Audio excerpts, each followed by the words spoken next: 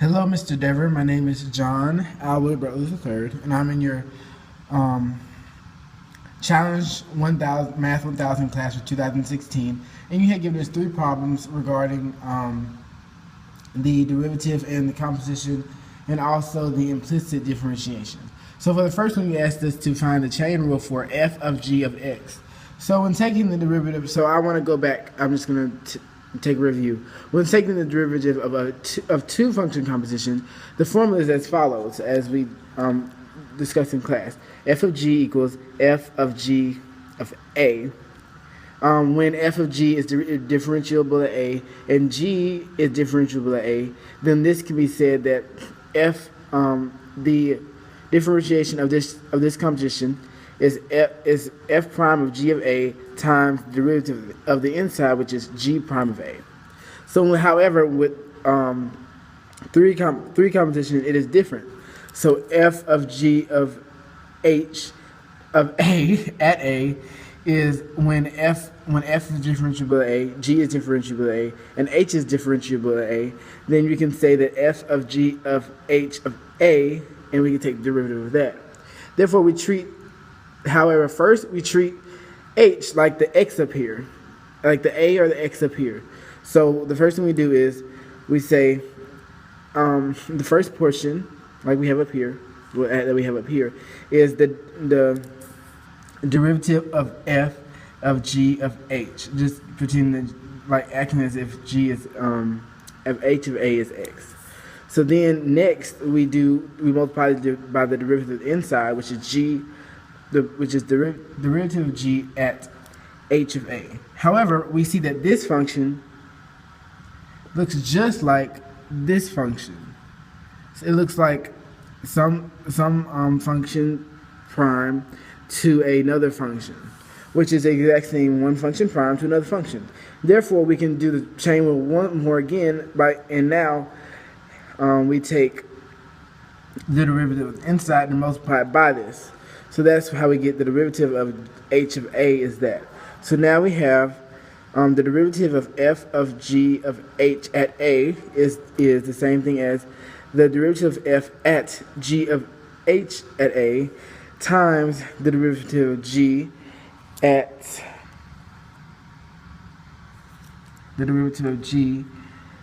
h of a times the derivative of h at a. The second problem that you told us to discuss was find the derivative of e to the sine of square root x. And this is also a composite of three functions. So we can use the same function that we just did. So f prime of g at h of x times f g prime of h at x times h prime of x. So the first thing we need to figure out is what is what. So this is f of x, that is g of x, and this function right here is h of x. So as we put right here, f of x is e to the x, g of x is sine x, and h of x is square root of x, or x to the 1/2 power. And now we can find the derivative. So the one thing we know is that the derivative of e to the x is e to the x. And the derivative of sine x is cosine x. And the derivative of x to the 1/2 is you take the function right here.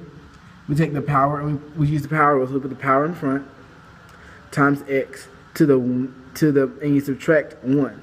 So to the negative 1/2, and that'll equal this. So now if we look at this problem right here, we just plug in the things. So the first thing is f prime of g of h at x. So that's what this is, times g prime at h of x. So that's this. And then we find h prime of x, which is this. And when we multiply all that together, we get cosine of the square root of x times e to the sine of the square root of x over 2 the square root of x.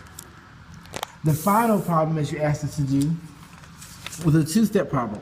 First, you told us to find where on the curve of x squared plus xy plus y squared equals 7 it crosses the x-axis. And when you're asked this in mathematics with the coordinate plane, where x crosses the x-axis is where y equals 0. So when we want to do that, so basically we want to make sure that all this is in terms of equals to y, or that we can in terms of equals to y. So we try to get y by itself on one side, so we subtract the x squared to both sides, and we get this. And then we factor out a y, and so we get y times x plus y equals 7, equals that. And then equals this. And then that's when we divide y to both sides. So then let me cross this out a little more. We get x plus y equals x minus 7 minus x squared over y. And then we subtract it from both sides. And so I'm gonna come over here. So then we get y equals 7 minus x squared over y minus x. And we get this term right here. However, we can't just leave it like this. So how we do it, we get a common denominator, and the common denominator is y, and that is 1. So we do y over y, and that means we can combine them together, which means that we can get 7 minus x squared minus xy over y, right? Like so. So then all that equals this. However, when we're trying to make y equal 0, so we can't have y in the denominator, so we multiply both sides by y, and then without the square root, it equals y squared equals 7 minus x squared minus xy. However, again, we're trying to get y by itself. So we do the square root. So y equals the square root of 7 minus x squared minus y and minus xy. And now we plug in the 0. And so when we plug in the 0, we get 0 equals the square root of 7 minus x squared. And then we square each side. So we get 0 equals x minus square root of 2. And then subtract 7 from both sides, or you can subtract negative x from both sides, which is negative x squared from both sides, which is actually better. So then we get negative 7 equals negative x squared, and then we just divide it by negative 1, and then we get 7 equals x squared. So then we take the square root of each one, and then we get x at y equals 0. So at y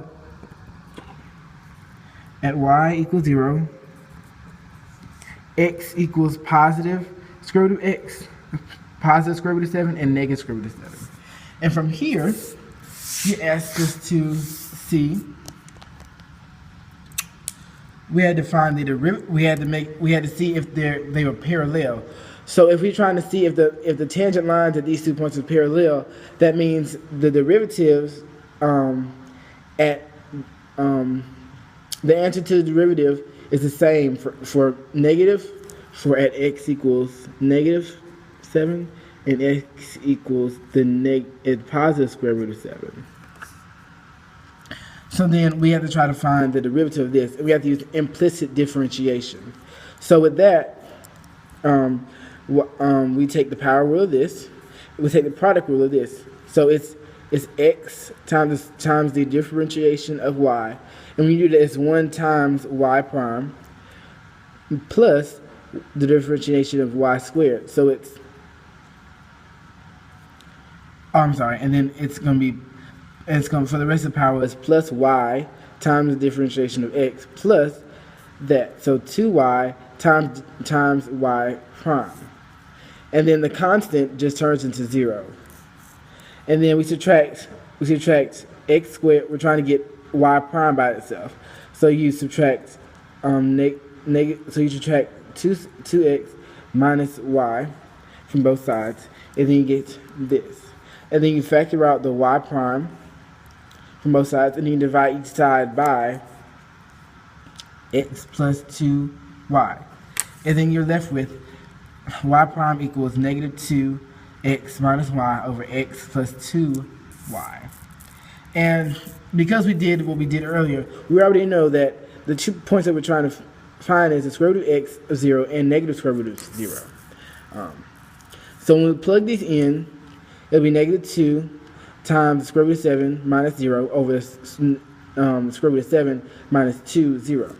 And when we do that, we get negative 2 over the square root of 7 over the square root of 7. And when you factor those two out, it's the square root of 2. It's negative 2. That's the slope for that one. When you do the slope where for negative x, so for negative square root of 7 and 0, you get negative 2 times that and that. And then when you put these in, sorry, I didn't know that. When you put these in, those two cancel, and so you have negative 2. And since these both equal each other, that means these are the slope of the changing lines. So when the slope of the changing lines are the same, that means they're parallel. Therefore, the slopes are the same, so they are parallel. Thank you for listening.